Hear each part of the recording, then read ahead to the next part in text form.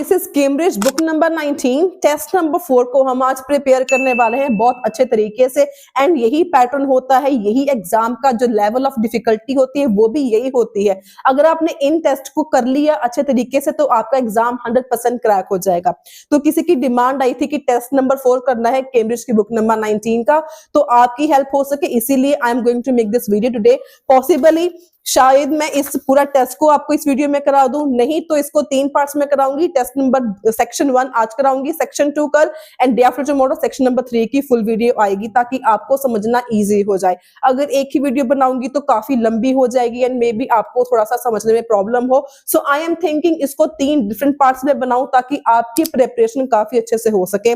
सबसे हमारे पास पहले क्वेश्चन है, for which cafe are the following statements true, मतलब इसको बोलते हैं matching the information types of questions. And ये एग्जाम में आएंगे 100% ट्रू है, ये आने ही आने हैं।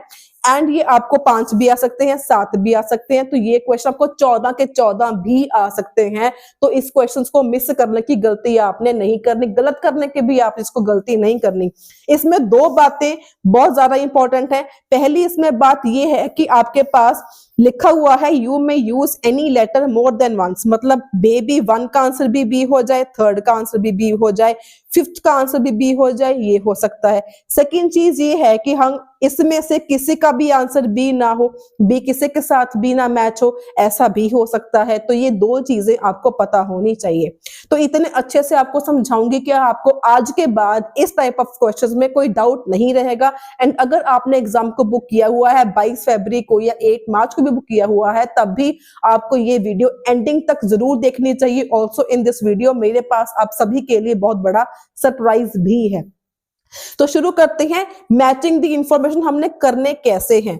हमारे पास जैसे कि आप देख रहे हो यहाँ पे 5 क्वेश्चंस हैं। सबसे पहला हमारा स्टेप ये होता है, हमने क्वेश्चंस को अच्छे से रीड करके कीवर्ड्स मार्क करके अंडरस्टैंडिंग करनी होती है। आईएलटीएस इंटरनेशनल लेवल का एग्जाम है, आपको मल्टीटास्किंग करनी आनी चाहिए। अगर आपका टारगेट स्कोर 6 भी है तब भी, क्योंकि आपको 6 बैंड तब मिलेंगे अगर आपके जो नंबर आएंगे 30 आएंगे, 30 मार्क्स पर आपको 6 बैंड मिलते हैं। तो इसीलिए मल्टीटास्किंग करना सीखो। सबसे पहला हमारे पास अगर पैसेज ही देखें, पैसेज की हेडिंग जरूर देख लिया करो, आपको इसको आइडिया हो जाता है। Basically customer reviews of cafes in the town of Ardingly. Ardingly कोई टाउन है, उसमें कस्टमर्स की रिव्यूज हैं कैफेज को लेके, कैफेज के बारे में बेसिकली अलग अलग कैफेज को रेटिंग दी हुई है, कैफेज के बारे में ये हमारे पास इंफॉर्मेशन गिवन है। तो पहला क्वेश्चन है, cup sizes are more generous than you might expect. जो कप के साइजेस होते हैं वो ज्यादा बड़े हैं, आर मोर जेनरस आपकी एक्सपेक्टेशन से ज्यादा। ये आपके कप साइजेस की बात हो रही है, ज्यादा अच्छे हैं, बड़े हैं एंड आपकी उम्मीद से ज्यादा है, कैपेसिटी इसकी ज्यादा है। ये आपके 3 कीवर्ड्स हैं, इसकी हमने अंडरस्टैंडिंग भी कर ली, हमने कीवर्ड्स भी मार्क कर लिए। Recent changes are likely to have a negative impact. Recent कुछ चेंज हुए हैं इस कैफे में जिसका हो सकता है कि नेगेटिव असर हो इस होटल के ऊपर। नेगेटिव इम्पैक्ट की बात कर रहे हैं, हो सकता है रिसेंट चेंजेस की वजह से। It needs better signage for customer. Better signage होनी चाहिए कस्टमर्स के लिए। साइनेज का मतलब क्या होता है कि आपको डायरेक्शन साइन कि इस तरफ है कैफे, किस तरफ है कैफे, आपने कहां पे जाना है कैफे, तो डायरेक्शंस को बताने के लिए कस्टमर्स को बेटर साइनेज की फैसिलिटी होनी चाहिए। It has a strong local customer base. Strong local customer base, local जिस एरिया में ये कैफे है वहां के जो लोकल्स हैं, जो रेजिडेंट्स हैं, वो काफी ज्यादा इसको विजिट करते हैं, इस कैफे को। बहुत ज्यादा स्ट्रॉन्ग बेस है। It deserves the public praise it has received. Public praise जो है इसको मिली थी, जो वो डिजर्व भी करता है होटल। किसी एक होटल के बारे में बात करी गई होगी जिसको पब्लिक प्रेज मिली है, जो कि वो डिजर्व भी करता है। तो 5 क्वेश्चंस थे, हमने मार्क कर लिए हैं कीवर्ड्स, इसकी हमने अंडरस्टैंडिंग भी हमने कर ली है। तो सबसे पहले हमने करना क्या है, अब हमने 1 बाय 1 पैसेजेस को रीड करना है। काफी ध्यान से आपको इसको रीड करना है, लेकिन आपको रीड करना कैसे है, स्कीमिंग स्कैनिंग करके थोड़ा सा फास्ट। आपने कीवर्ड्स मार्क करे हैं ना, अब हमेशा जो जीटी की रीडिंग है होती है, it is totally based on keywords, आपकी अंडरस्टैंडिंग एंड योर सिनोनिम्स, आपकी कितना अच्छा आपका सिनोनिम का बेस है। चलो एनीवेज, पहले मैं एफ वाले रीड करने जा रही हूँ। अगर हम एफ वाला रीड करें, after considerable search we eventually finally हमें कैफे सोलिस्ट मिल गया, tucked away behind the organic grocery store. किसी ऑर्गेनिक ग्रोसरी स्टोर के पीछे फंसा हुआ था, टक धा मतलब छिपा हुआ था। There was nothing outside to indicate, there was nothing outside to indicate that it was there, कुछ भी बताने के लिए वहां पे कोई साइन नहीं था कि ये कैफे कहां पर है। Which would have been helpful, तो यहाँ पे साफ किस चीज की बात कर रहे हैं, there was nothing outside to indicate कि कैफे कहां पर है, इसकी इंडिकेशन कहीं पर नहीं थी, इंडिकेट की बात कर रहे हैं, which would have been helpful, जो हेल्पफुल होता। तो अगर आप क्वेश्चंस में जाओ, आप एलिमिनेशन टेक्निक भी यूज कर सकते हो। कप्स की बात ही नहीं करी गई, रीसेंट चेंजेस की बात नहीं करी गई, better signage for customers, customers को ये कैफे जल्दी मिल जाए, इसकी इंडिकेशन, इसकी साइनेज होनी चाहिए थी, बेटर साइनेज। तो इसका हमने पढ़ लिया, इसका आगे आंसर नंबर एफ। ठीक है जी। अब हम इसके बाद मैं पीछे से बैक से रीड करना शुरू कर रही हूं ताकि थोड़ा सा आपका टाइम मैं बता सकूं कि आपने इसमें टाइम सेव कैसे करना है। अब हम इसमें रीड करेंगे ई वाला। अब ई में लिखा हुआ है चोकोलोटास। We have been here several times, हम यहाँ पर आ चुके हैं, and always order the same drinks and food, हमेशा हम यहाँ पे same drinks and foods को order करते हैं। The last few times, however, लेकिन, however का मतलब हो गया लेकिन, we have noticed that the rolls have less filling, जो rolls होते हैं उसमें filling कम होती है, and the coffee tastes watery, जो कॉफी है वो watery taste करती है।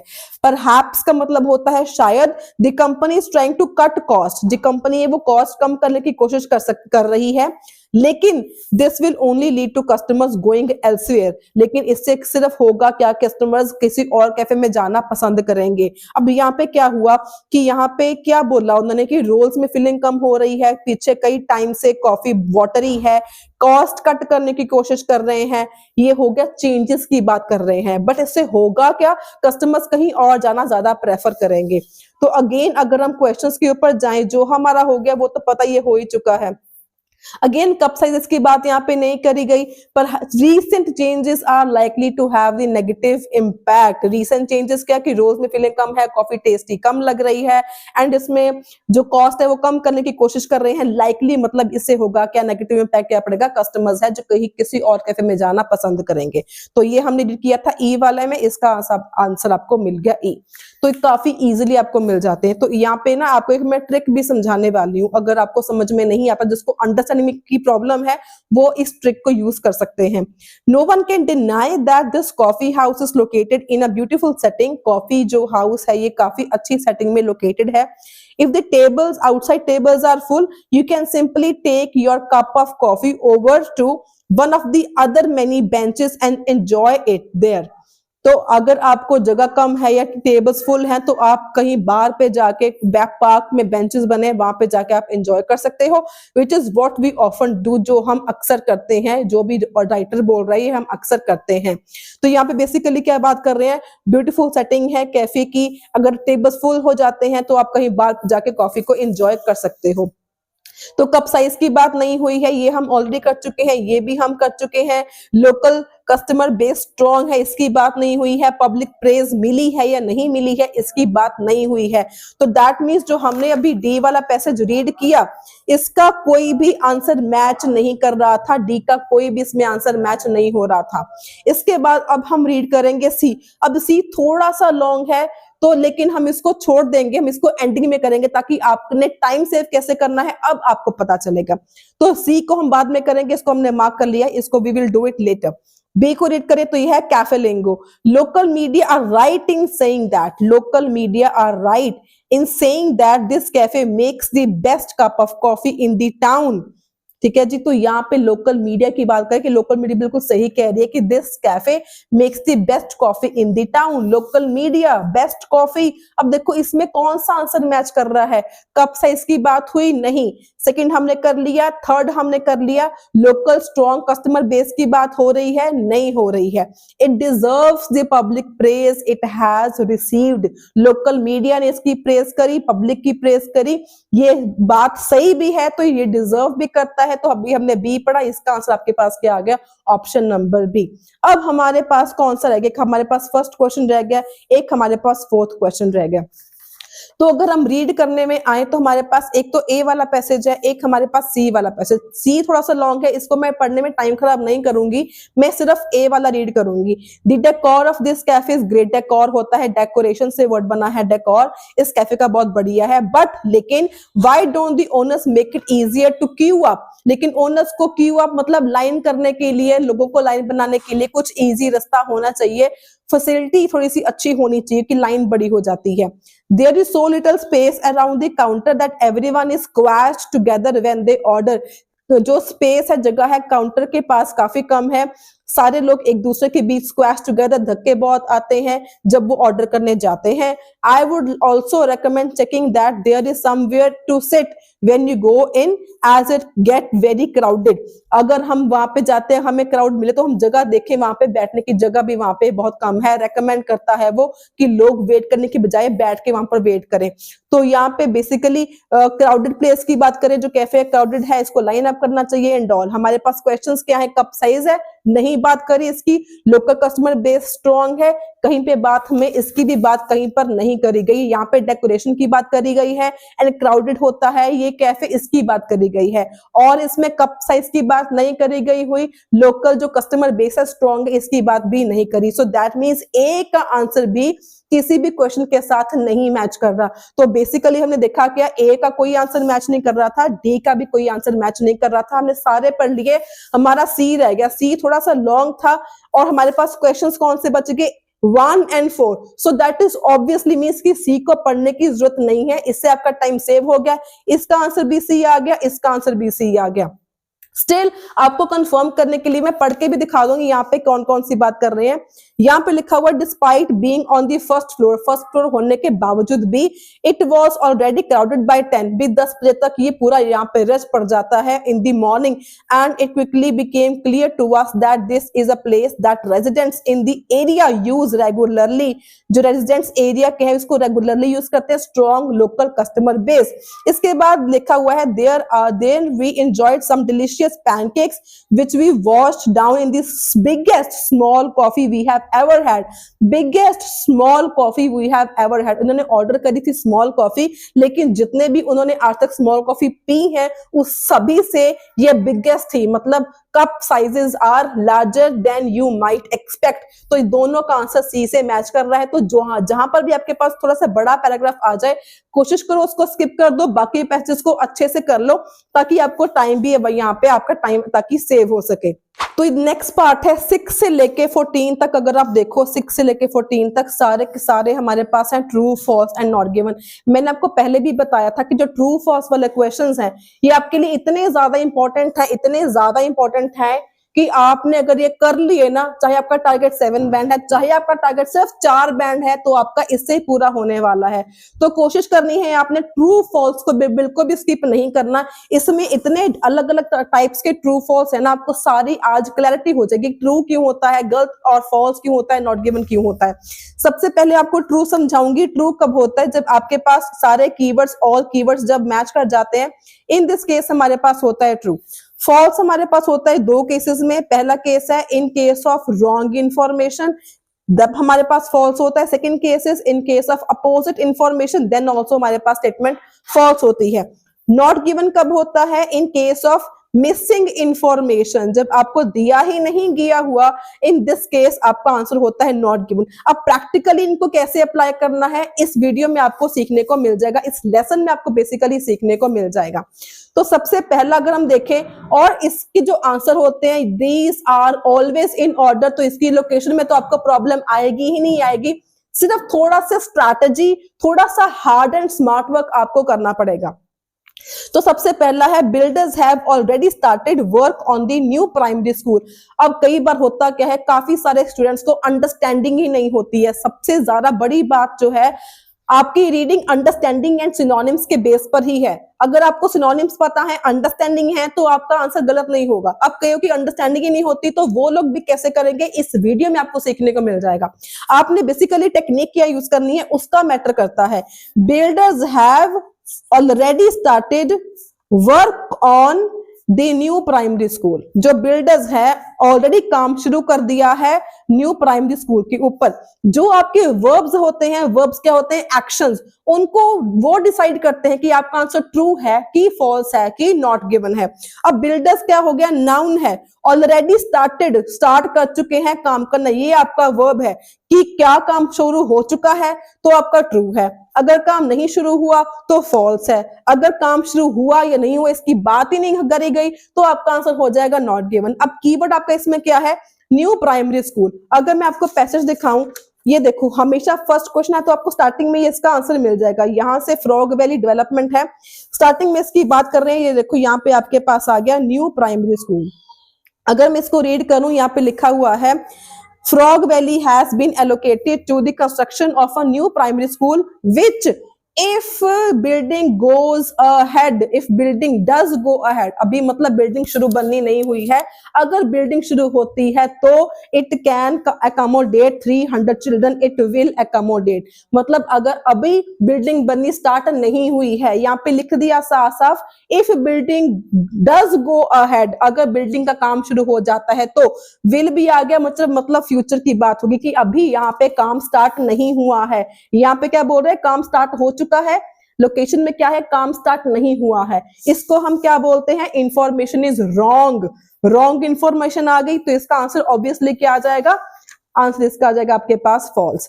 सिमिलरली सेकंड क्वेश्चन देखते हैं, the new school will take in children from outside frog valley, जो न्यू स्कूल है वो बच्चे लेके आएगा फ्रॉम आउटसाइड फ्रॉग वैली, ठीक है, क्या आउटसाइड से बच्चे लेके आएगा कि नहीं आएगा, अगर तो आउटसाइड से लेके आएगा, ये हमारे दो चीजें हैं यहाँ पे कॉमन इंपॉर्टेंट कि आउटसाइड बाहर फ्रॉग वैली के बाहर से बच्चे लेके आएगा कि नहीं, अगर लेके आएगा तो ट्रू हो जाएगा, अगर लेके नहीं आएगा तो फॉल्स हो जाएगा, अगर लेके आने की बात ही नहीं करी गई हुई तो नॉट गिवन हो जाएगा। अगेन इसका लोकेशन आपको हमेशा ऑर्डर वाइज मिल जाएंगे, जहां पर आपने ऊपर का देखा उसके नेक्स्ट ही हमने देखना है।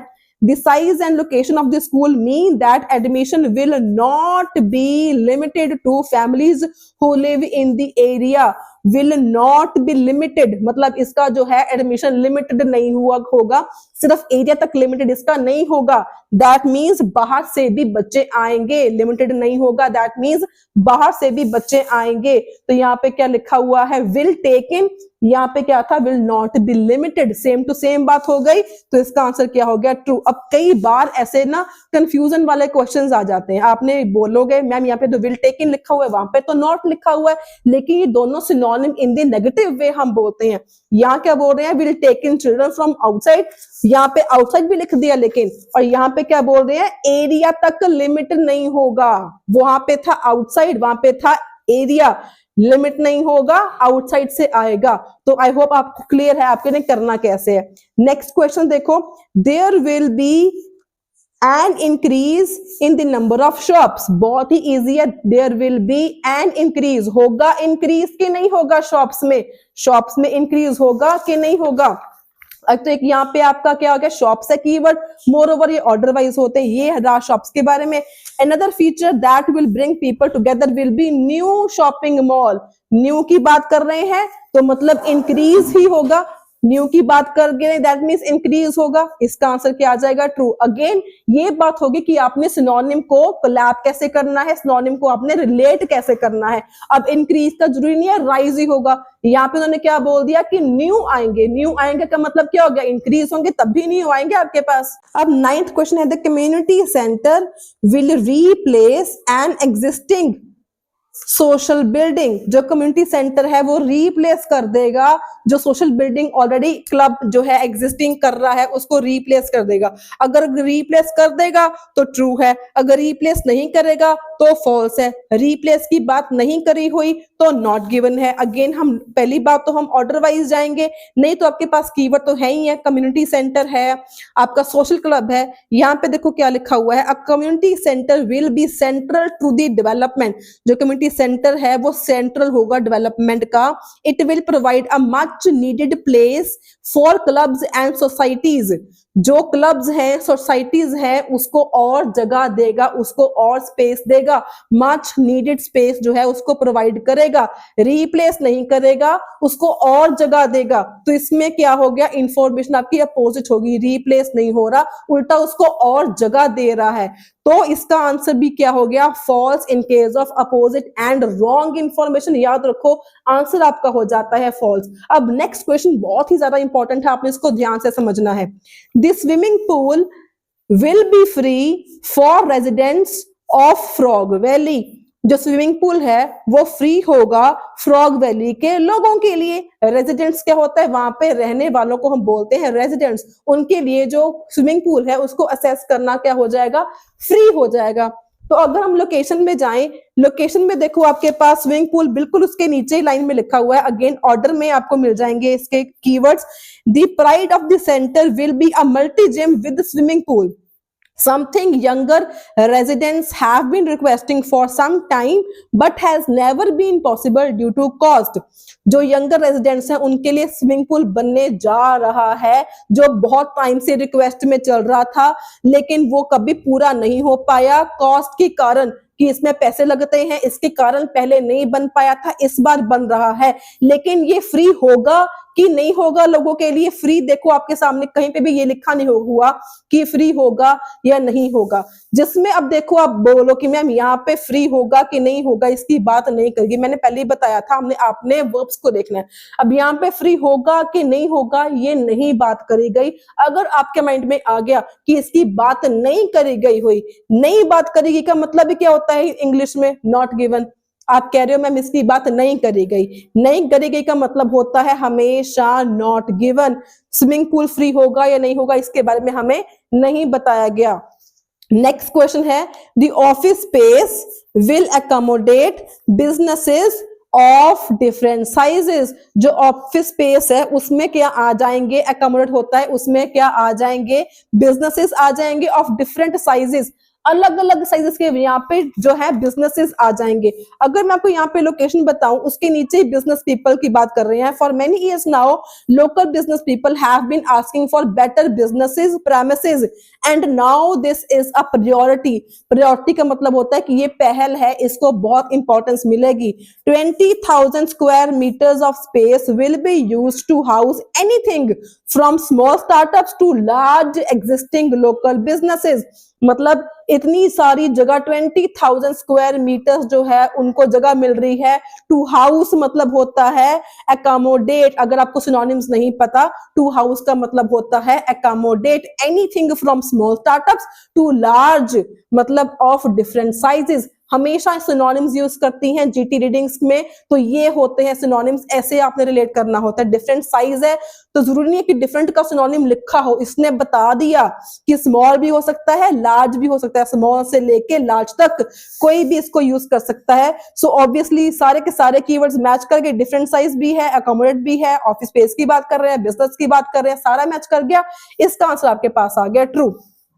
अब 12th क्वेश्चन देखो, इसका आंसर आपने बताना है कमेंट सेक्शन में, आपको समझा दूंगी, बताना इसका आंसर आपने है। The business car parking area will be underground. Business car parking area will be underground. जो बिजनेस कार पार्किंग का एरिया है वो कहां पे होगा, अंडरग्राउंड होगा। इसी पैराग्राफ में कार पार्किंग है, आपके सामने लोकेशन है, आपने देखना है, मार्किंग करनी है, गेस करना है, समझना है इसका आंसर क्या होगा, आपने बताना है कमेंट सेक्शन में। 13th क्वेश्चन मैं करवाऊंगी। The health centre will offer a wide range of new services. The health centre will offer a wide range of new services. जो हेल्थ सेंटर है वो आपको क्या देगा, बहुत सारी नई सर्विसेज देगा।